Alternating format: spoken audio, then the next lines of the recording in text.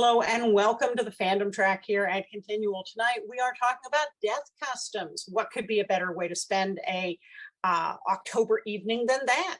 But before we dive into that topic, let's let our wonderful panelists introduce themselves, starting with Alexandra. Hi, everybody. I'm Alexandra Christian, and I'm a very morbid person, and so I think that's kind of how I ended up on the panel. I write mostly paranormal, but some contemporary romance, and I occasionally delve into horror from time to time. Okay, Jay. Oh, hi everyone. My name is Jay Requard. I'm an author of epic fantasy and sword and sorcery. My releases include War Pigs, which is a sword and sorcery novella from Falstaff Books. And in my previous life, I was a religious studies scholar, so death rituals, death customs are something I ran across a lot. So, well, happy to be here. Thank you. Okay, Ginny. Hi, I'm Ginny Koch. I write the Alien Catherine Kitty Cat series for Doll Books. I also write under a variety of different pen names in all lengths and genres, and a lot of death shows up in many of the things I write. Richard.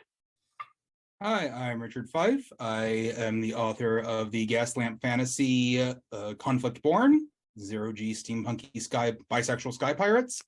There is a lot of death in the job of Sky Pirates, and I also just in general do find a lot of fascination in the world building and culture around deathy things. Okay, Jeannie. Oh boy, I'm Jeannie Adams. I write urban fantasy, paranormal romantic suspense, and space adventure with my friend Nancy Northcott. I spent 13 years in the funeral and cemetery business, and I teach a class on body disposal for writers. So I think that's probably why I'm here. Okay, Alledria. Hi, I'm Alledria Hurt, and I'm an author of fantasy, sci-fi, and horror. So, of course, I like to talk about dead bodies and what you do with them. Makes sense to me. Daniel. Hi, I'm Daniel Myers. I'm a database programmer and writer, various types of fiction, including a little bit of horror and spooky stuff. And I've got a bachelor's in anthropology, which just has stuck with me, and I love this kind of stuff. Mm-hmm. Dianna. Hi, I am Dianna Gunn. I am an author of fantasy with varying shades of horror, and my main series, The Moonshadows Rising duology, is about a kingdom where necromancy is a pretty big deal, and the land that they live on is actually cursed so that the dead rise. And yeah, there's a lot of death kind of all over the place, everywhere. That makes sense to me. And I'm Gail T. Martin and Morgan Bryce. As Gail, I write epic and urban fantasy. As Morgan, I write urban fantasy, male paranormal romance. A lot of my characters are necromancers or psychics or mediums or people who, if not being full mediums, can see the dead, speak with the dead. And especially in the epic fantasy series, there's a lot of world building around created religions and the magic, how the magic works. And so that goes hand in hand with how you lay your dead to rest if you want them to stay at rest, or not, as the case may be. So when you're when you're writing something that's going to touch on death customs or funeral customs, where do you start your research and what do you draw from? Jay? So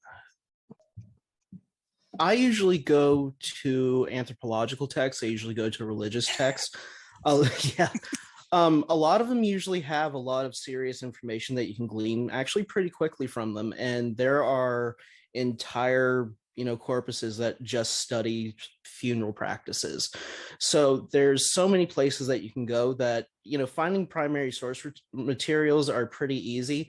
In terms of adapting them to like fictional worlds that I use them in, sometimes that can be pretty difficult because you want to be culturally sensitive and you want to really consider anything that you might be using. So I put a lot of time really into when it comes to death customs, like getting sensitivity readers to come in and actually look at how I'm portraying certain things.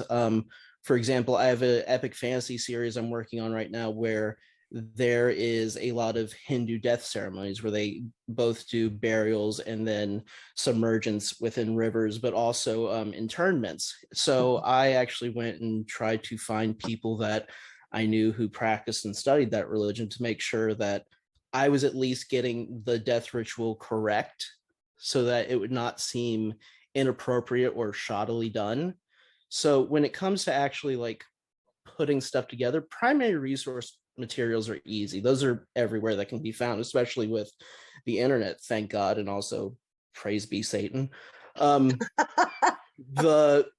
hard part, I think, really is kind of just adapting it to fiction. I think that's really the harder thing than really the research. The also a great place to talk to are, I've talked to, especially for this urban fantasy series I'm working on, I have a synagogue and a Catholic church behind me. So in terms of getting their death rituals or their ideas about Christian or Jewish death correctly, or getting it correct within my manuscripts, I actually go and talk to them. So it's always good to actually go and talk to the people who are practicing these things, because a lot of them are still practicing them into present day and adapting them into new ways, especially with, digital technology. So yeah. Ginny. I make stuff up because most of my deaths are not really related to humans. I do have funeral ceremonies in certain things I write, but most of the stuff I'm making up, I don't care if it seems accurate. When I've got you on an alien planet, it shouldn't seem like what you know. And in epic fantasy, it's my world. I'm making up the death rituals as they go.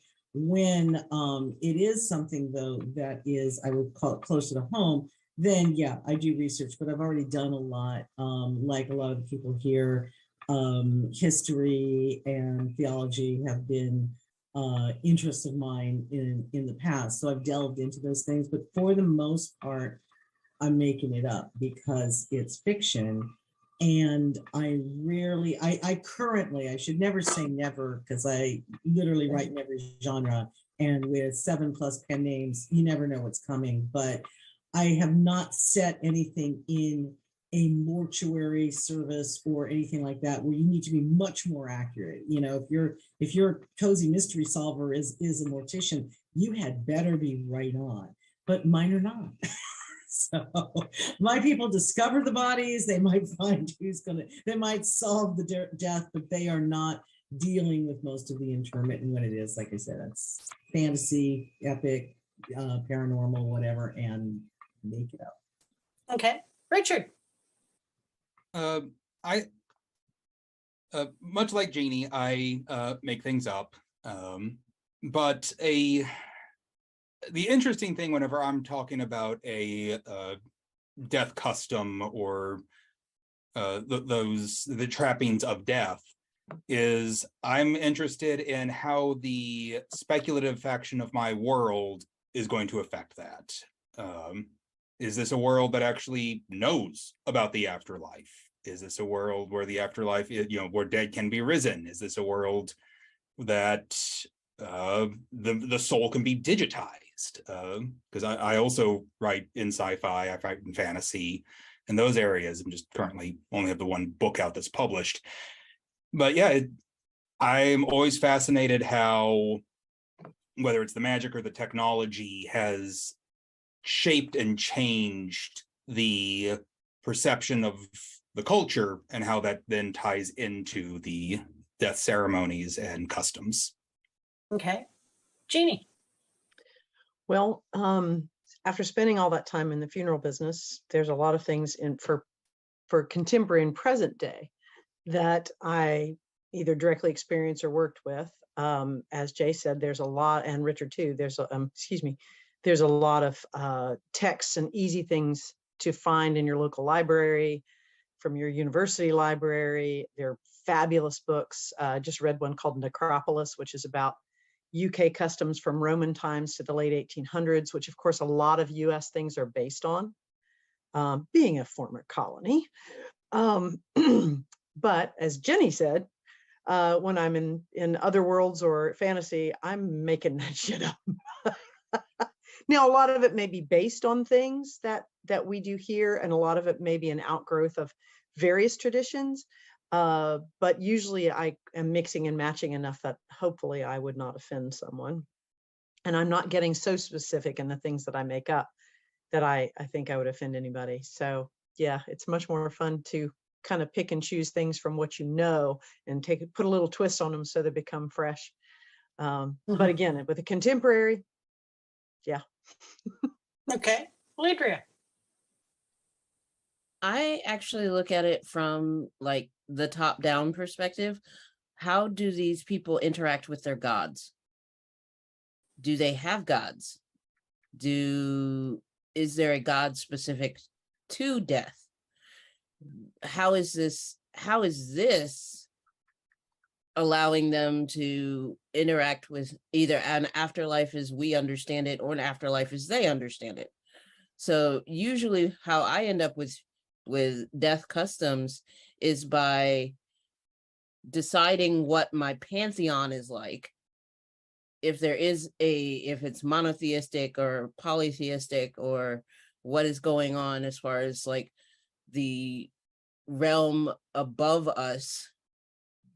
And then I go back and I go, okay, if this is what this god is like, and this is how they worship this god, how would that affect their funeral practices?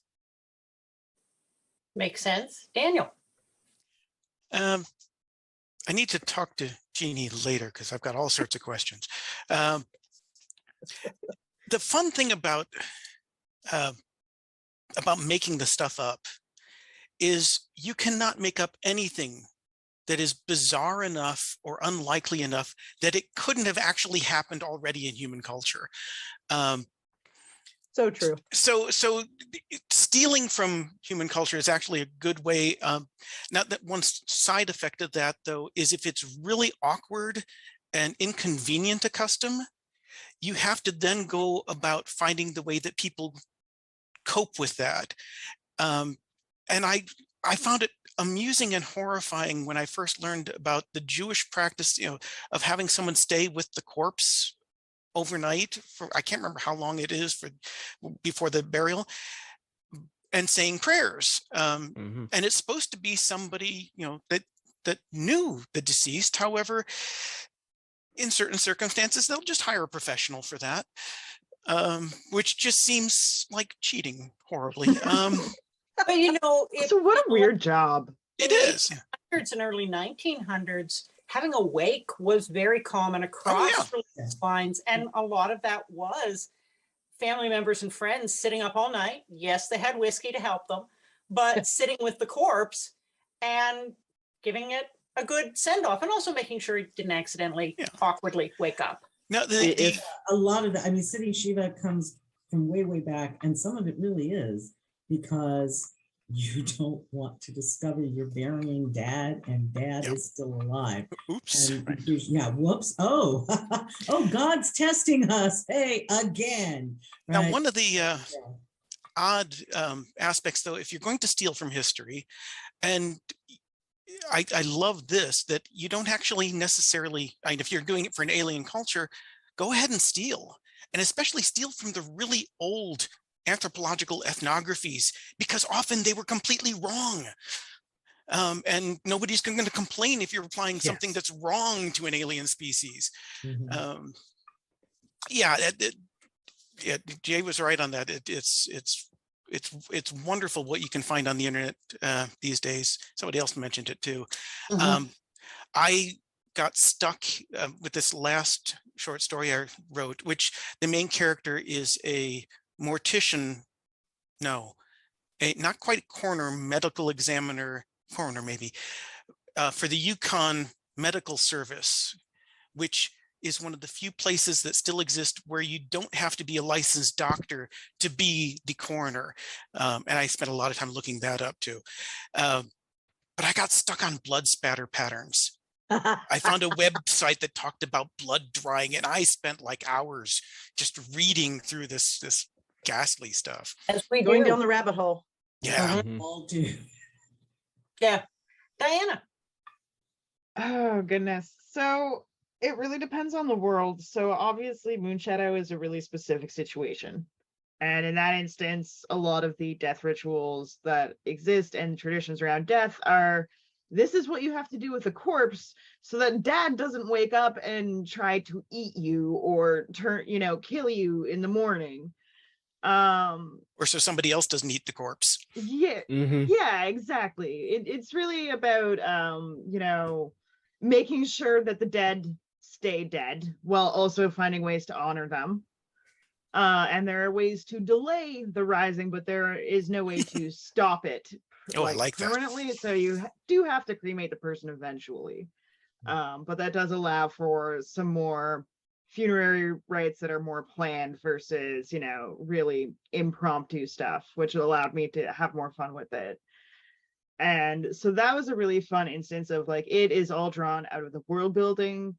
And yes, there's probably some influence from the latent knowledge that I have of just having spent a lot of hours researching death.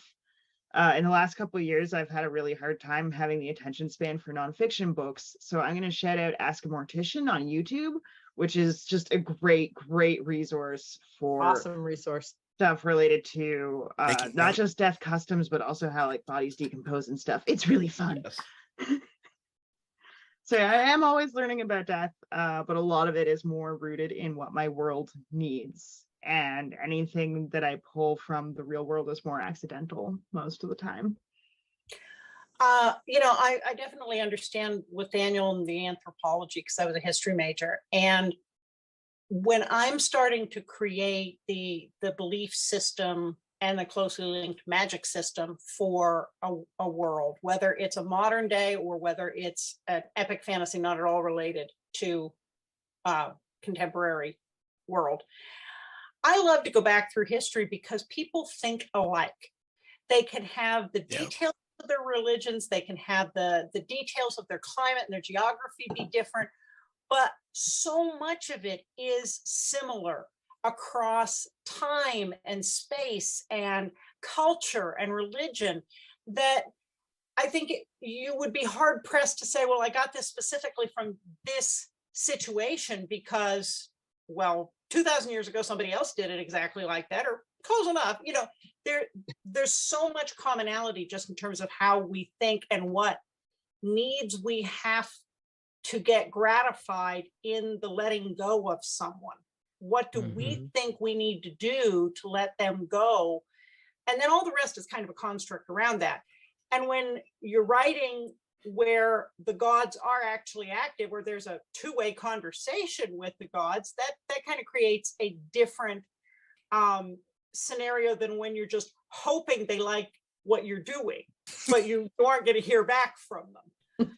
You just cross your fingers that you got it right.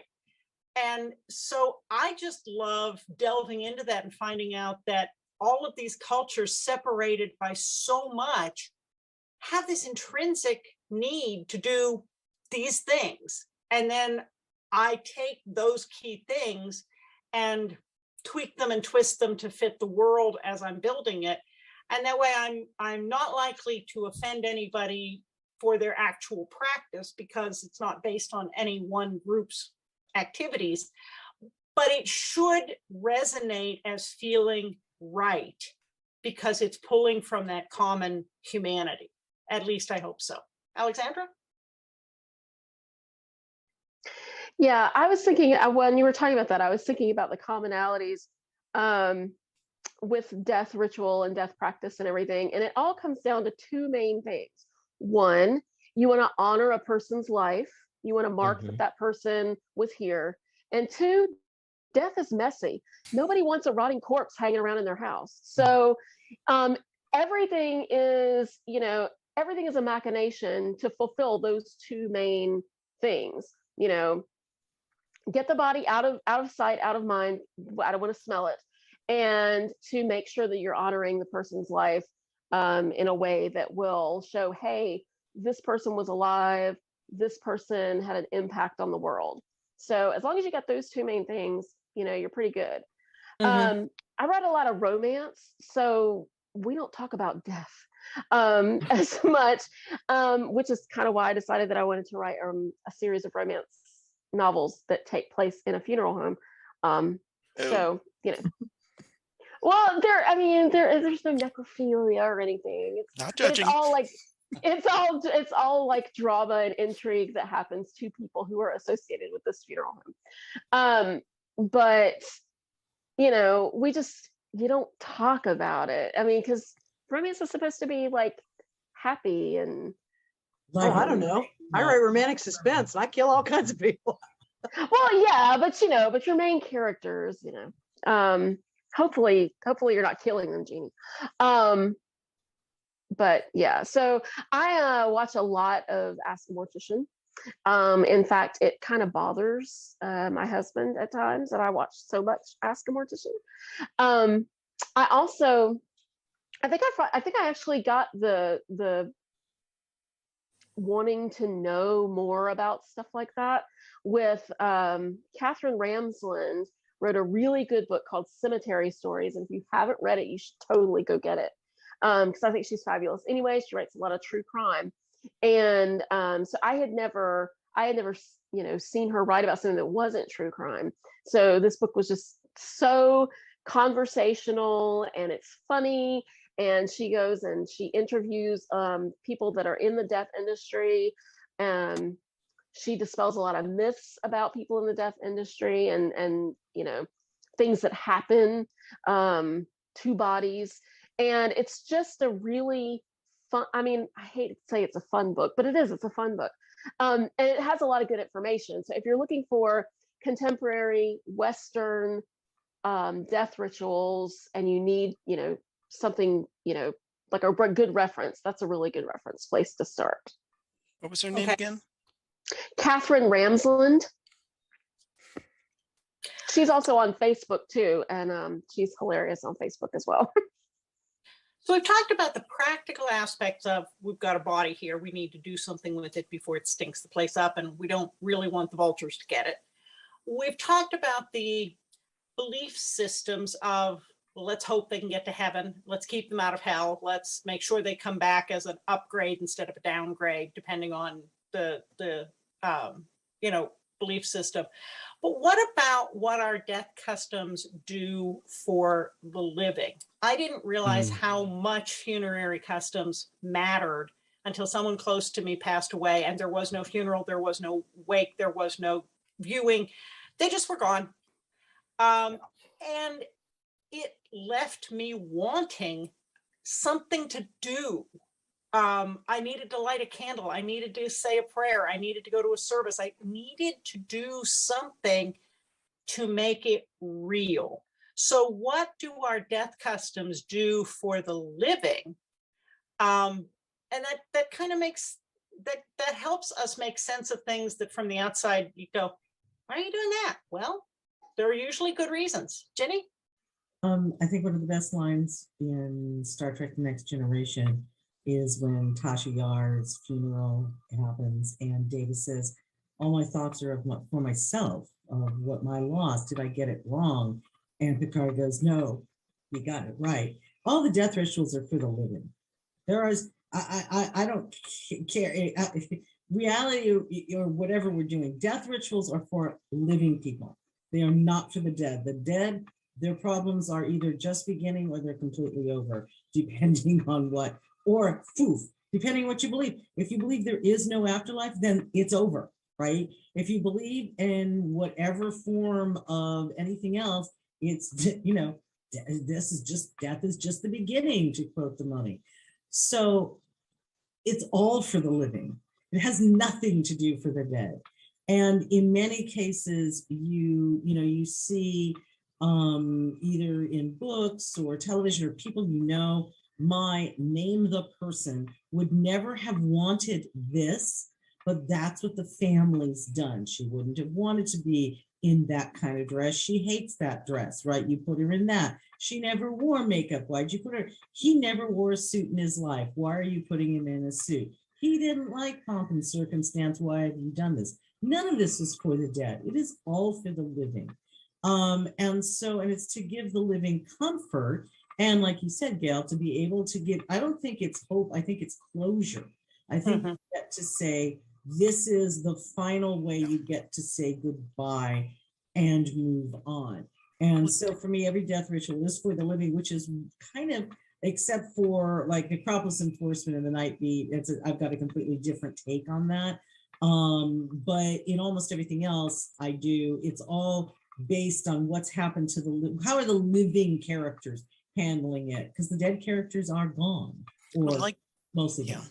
Like a majority of the religious or social events in a human lifetime, it's about a change in status. And it's the same with birth, where you get the baptisms and other naming rituals and birth rituals, marriage, adulthood, where you're becoming officially or legally an adult. And like you said, it is for the it's not for the dead in some ways. It is for the culture as a whole, the group, to recognize this change of status. And that's really vital in terms of the dead. Like Gail said, when you have somebody, I lost a friend that I've never met in person. I've known them online for ages. And he died recently of complications of cancer. But he's gone. There's nothing, I can't go to New York and see him, unfortunately, and say goodbye. So I had to come up with my own internal way to do it. But there's this change in status. And if you don't, psychologically, if an individual cannot recognize that change in status, then they've got this constant nagging feeling that that person's still there, or that there's some unfinished or something that needs to be taken care of. It's kind of that phantom limb sort of thing. Exactly. Yes. Very much so. That's why in the funeral industry, they always suggest that even if you're going to have a closed casket, that the family see the deceased one last time, because usually your last memory may be of them in the hospital, hooked up to tubes and wires and all sorts of things. So that's actually a better memory to have them in their casket and, looking much better, even if they're in the horrible dress that they would have. And sometimes that even provides a moment of levity. I know at my mother's funeral, my brother said, if we put her in that expensive thing, she will haunt us. But Gail, you're absolutely right. I think we're all suffering from PTSD because of losing people over the last couple of years and having no rituals to mark that and give us closure. Yeah. Yes. I was going to say that. Let me go back to catch Richard here. He's in between two No, folks. go Richard. Go. Yeah, go me. To just share a very real personal anecdote. Before my grandfather passed, he had secretly worked out a plan with his daughter, my aunt, that for his wake, he wanted to be cleaned up and embalmed, and then the wake would happen in his home, and he would be put in the recliner with a pair of sunglasses on. And he just wanted everyone to come in and have a party, because that was how family gatherings work. Grandpa just kind of sat quietly in the corner and observed. My grandmother was mortified by this. That was not what she wanted. And I did think I initially was all like, no, go Grandpa. That's how you go the way you want. But I since have, especially since he ended up not having a funeral. He died during lockdown, not of other things, basically, old age. But it was, he didn't get any sort of ceremony or closure. And it was a year later before we, on the anniversary of his death, that we could finally get together as a family and have a memorial. So you didn't dig him up? No, he was cremated, actually. And while there are two headstones, he is not at either of them. They got a dual urn, and he is currently in my aunt's basement on a shelf, waiting for his wife to join him. She is still alive. And one thing that my aunt actually had confided in me is that at times she goes down into the basement and talks to him. Mhm. And that's, again, it's what do the living need? So yes. Well, a lot of people make cemetery visits and speak to the tombstone, whether they are planting flowers or not. I know in a lot of the Korean paranormal dramas, people go to the columbarium and bring not just flowers, but if they got a diploma, they bring it to show them. They put mementos in the windowed box with their loved ones. So it's an ongoing conversation, at least for the living. And if that helps, well, it helps. Alledria? Jay is just dying to say something. So, thank you, Nice Alledria. word choice. Thank you, Alledria. And yes, nice word choice. I think one thing that this gets to, death customs are really about finishing stories and continuing them, both as a community, but also as on an individual level, on a family level.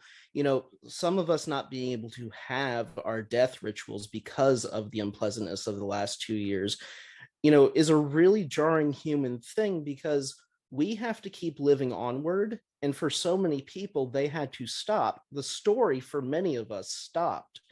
And in the process of that, we had to accumulate a different sort of grief that only figures itself out once we go through the human process of actually going and seeing the person, or seeing where their remains are, saying goodbye, doing all these things. But this is about continuing the story. It's almost, I'm very much into Indo-European shamanism. It's a very shamanic thing where, the story of the community continues. Even though we lose an individual, their additions really matter, and we try to remember them and we try to respect them, which is why we have these death customs. But ultimately, it's about transitioning everyone from the individual down to the greater community, onto the next season, onto the next harvest, onto the next hunt, onto the next funeral.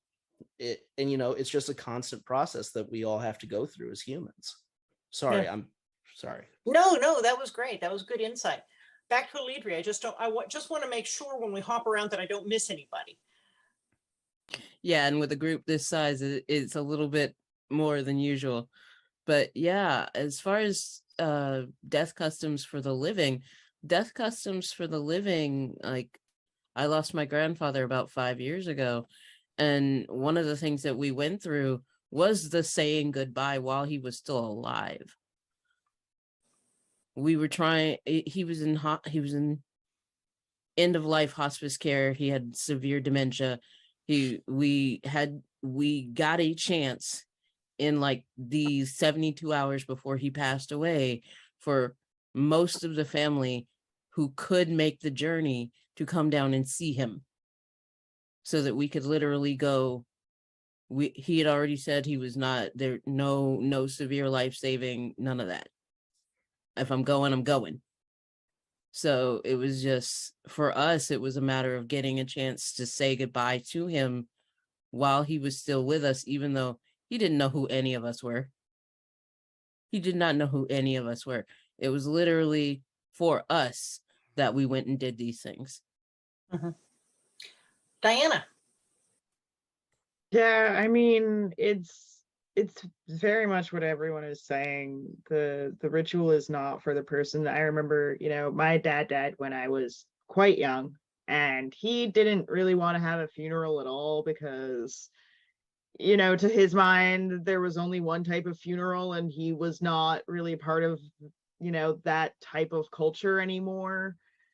But my aunt convinced him essentially that, that this is for the living, this is for the people who love you.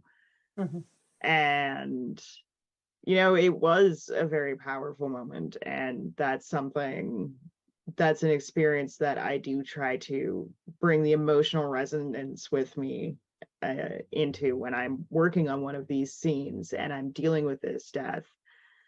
And honestly, I think that modern Western funerals aren't involved enough. Like, the average person does not have enough of a participation role. And while I didn't increase the participation too much in Moon Shadow's traditions, there are certain things like every member of the family brings forward a candle that is put beside, the artifacts that are, kept with a person's ashes. And they also create death altars afterwards out of these artifacts because they can't bury a body and like have a traditional graveyard, so they have like an urn and they have a little altar.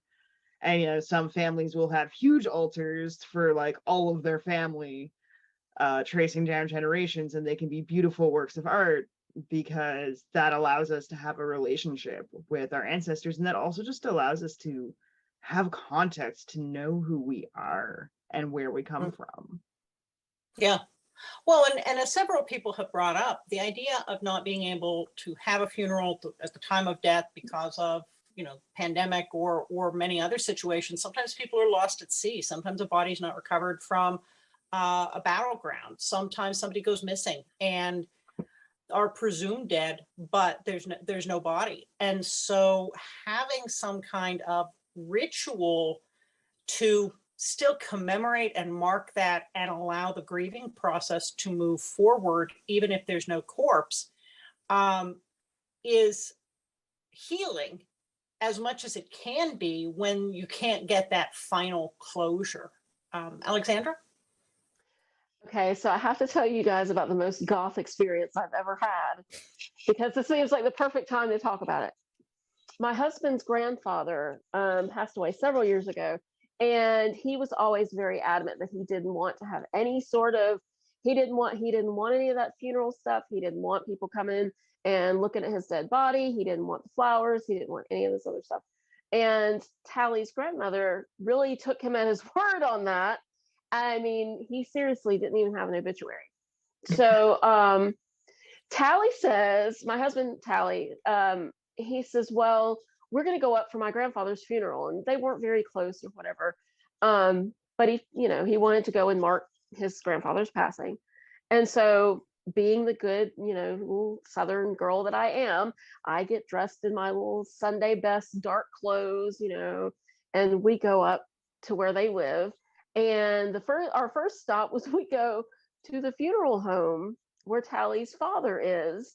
And I waited outside. Tally and his father go in and see his grandfather, whatever. And, it's pretty normal. He was the only one there, but he really wanted to see his father one last time, that whole closure thing. So they decided that they were going to have, a graveside at least in the afternoon. So we all go over to the cemetery. And of course, it was literally just a hole in the ground. There were no flowers. There was no minister. There was no nothing. One thing that there were two guys standing over to the side, leaning against a tree, drinking beer, like wearing like blue jeans and t-shirts with, the little hats and everything, leaning against the tree and a shovel. And I was like, oh my God, this is not what I think it is. So we were standing there. It's exactly what you think. Right. So, and I'm like standing there in my old dresser, and people are walking up and they're wearing like one guy was wearing shorts and a t-shirt. Tally's uncle is wearing like jeans and a golf shirt. Tally's dad, I mean, he was wearing a nice shirt or whatever, but it was just not very funerary. And I'm thinking, am I crazy or are these people crazy? Because I had never experienced anything like this before. So then we're standing there. His uncle, he says, yeah, well, Pop, he was a good man. And then they throw some dirt in there. Like everybody comes by and gets some dirt in their hand, throws it in there. He had like a flower or like a flag because he was in the military. And Tally's grandmother took that. And Tally's like, okay, everybody just kind of collectively decided to leave about 10 minutes later. And so we're walking towards the car and I hear this absolutely horrendous noise, like this. So I turn around and look back and they are literally bringing a backhoe to shove the dirt back into the hole. And I'm turning and Tally goes, turn around, just keep going. And so we just hurried back to the car, and that was it. And I'm like, now I've been to, like, Bauhaus concerts, and I was already into the whole reading about death thing, and but this was literally the most goth experience I ever had. But everybody laughed about it afterwards. So there was still an element of that death ritual, that closure that everybody was looking for, because then we sat there at Applebee's having lunch, laughing about how odd this experience was. And so I always tell that story because that's the craziest funeral experience I've ever had. Yeah. But in violating the norms, that actually in some ways conforms to them, right, in an odd sense. Yeah. Well, folks, we have blown through our time. We will have to come back and do more on this topic because there are a lot more questions and a lot more interesting places to go. But for now, let's go around and let everybody say where we can find you online. And if you have a new, recent, or upcoming release, tell us about that as well. Starting with Alledria. AlledriaHurt.com. If you're looking for me on Facebook or Insta, it's at Alledria E Hurt. And Twitter is at Our Lady of Ashes. I actually have to remember all of my social media handles because I spent about 6 months not paying attention to social media. Okay, Daniel. I'm on dmmyers.com. First, the latest thing I got is a little fairy tale called Tula and the Bugs. It has nothing to do with death. Well, okay. Not much.